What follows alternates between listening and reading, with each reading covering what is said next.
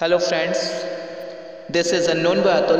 मैं आज आपके चैनल फ्लो ऑफ इमोशंस पे स्वागत करता हूँ। आज मैं अपना कंटेंट लेकर के आया हूँ, कौन मजबूत है, रक्त संबंध या अर्थ संबंध। आजकल के चलते माहौल को लेकर के यह मैंने कंटेंट लिखा है और मैं ये इस वीडियो के माध्यम से बताऊँगा कि कौन सा संबंध मजबूत है। तो आइए स्टार्ट करता हूँ अपनी वीडियो। कौन मजबूत है, रक्त संबंध या अर्थ संबंध।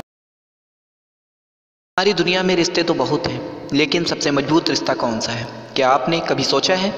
मनुष्य के सामाजिक प्राणी है जो कि समूह में रहता है और इस तरह हर मनुष्य किसी न किसी से किसी रूप में जुड़ा होता है और फिर उस जुड़ने की वजह को संबंध कहा जाता है। संबंध हमें ये बताता है कि जो लोग एक दूसरे से किस तरह से जुड़े हैं और किस तरह दो लोग एक दूसरे पर निर्भर हैं और उनके क्या कर्तव्य हैं एक दूसरे के प्रति।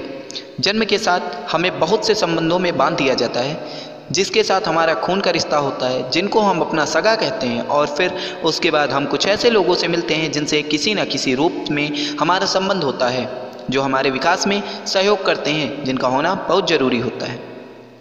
अब आते हैं आज के मुद्दे पर।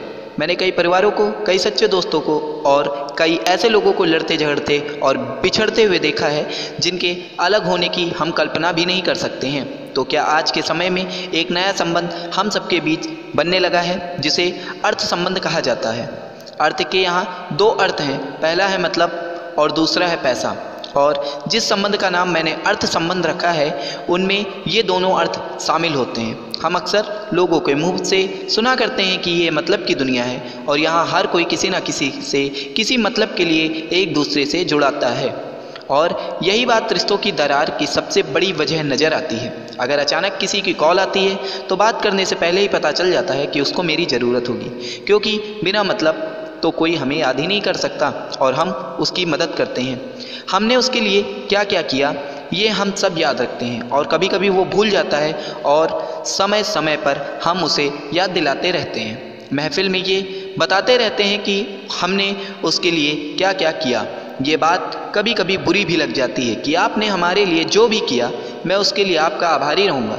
लेकिन बार बार उसे हर जगह बताना सही नहीं होता। लेकिन उनको तो ऐसा करने में अपना सम्मान नज़र आता है, सामने वाले का अपमान नहीं। हर व्यक्ति का अपना स्वाभिमान होता है और जिसकी रक्षा के लिए ही आजकल लोग अपनी तकलीफ़ किसी से नहीं बताते, किसी से मदद नहीं मांगते, क्योंकि उन्हें ज़िंदगी भर सुनना पड़ेगा कि सामने वाले ने उसके लिए क्या किया। मगर ऐसे लोग बहुत कम ही होते हैं, क्योंकि आज के समय में ऐसे लोगों का चलन ज़्यादा है जो ज़रूरत पड़ने पर गधे को बाप और ज़रूरत ना होने पर बाप को गधा बनाने में कोई संकोच नहीं करते। जब आपसे उनकी ज़रूरत होगी, फिर चाहे वो पैसों की ज़रूरत हो या किसी अन्य चीज़ की, तो आपके प्रति इतना आगाह प्रेम उनका प्रगाढ़ हो जाएगा जैसे कि उनसे ज़्यादा आपको कोई मानता ही नहीं।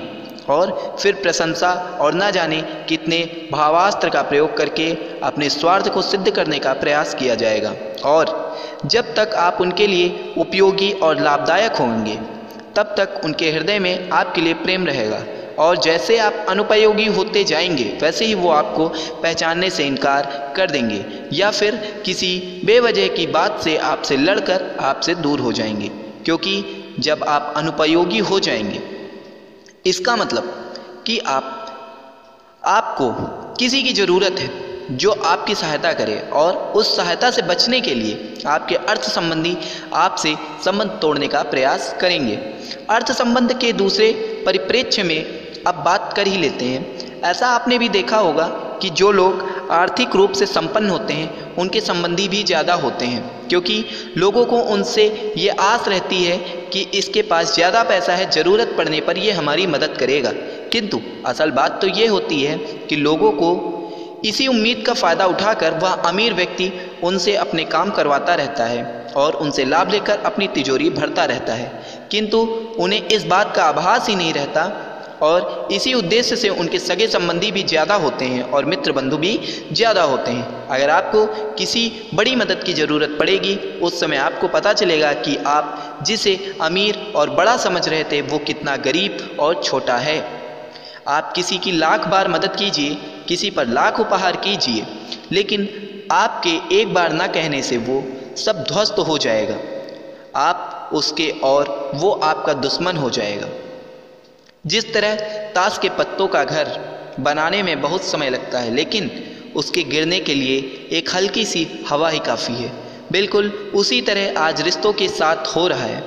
आप किसी से कितना भी प्रेम कीजिए, लेकिन आपकी एक गलती आपके जीवन भर के प्रेम को ख़त्म कर देती है और रिश्तों में जहर घोल देती है। आजकल तो रक्त संबंध भी अर्थ संबंध बन गए हैं। किसने शादी में कितना दिया, किसने जन्मदिन पर क्या दिया, यह सब देखकर ही तो हम किसी की तारीफ या निंदा करते हैं। स्वभाव से ज़्यादा तो अर्थ पर नज़र रहती है हमारी।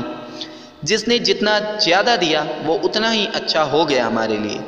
बैंक वाले क्रेडिट कार्ड बनवाने के लिए ना जाने कितनी कॉल करते हैं। हमको तो लगता है कि वे हमें इतने रुपए उधार दे रहे हैं, हम पर उपकार कर रहे हैं, लेकिन वो तो आपके जमा पूंजी को व्यय करने का इंतजाम कर रहे हैं, क्योंकि आप जो लेंगे वो आपको चुकाना भी पड़ेगा और बिना हमारी आय बढ़ाए वो हमारा व्यय बढ़ा देते हैं, जो भविष्य के लिए हमारे लिए एक बड़ी समस्या बन जाता है।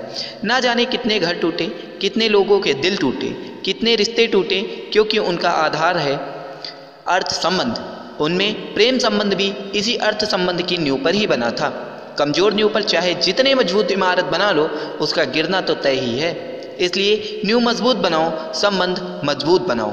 रक्त संबंध हो ना, अर्थ संबंध हो ना हो, मगर दो लोगों के बीच में प्रेम संबंध जरूर होना चाहिए, और उसके बाद बना हर संबंध सुंदर हो जाएगा, क्योंकि अब आपने नींव मजबूत कर ली। भौतिकी में एक नियम है, किसी भी चीज़ की माप में हो या फिर किसी भी सिद्धांत में थोड़ा विचलन जरूर होता है। पूरी तरह सही कुछ नहीं होता है, लेकिन जब वो विचलन एक सीमा से ज़्यादा हो जाता है तो वो सिद्धांत नहीं बल्कि अपवाद बन जाता है।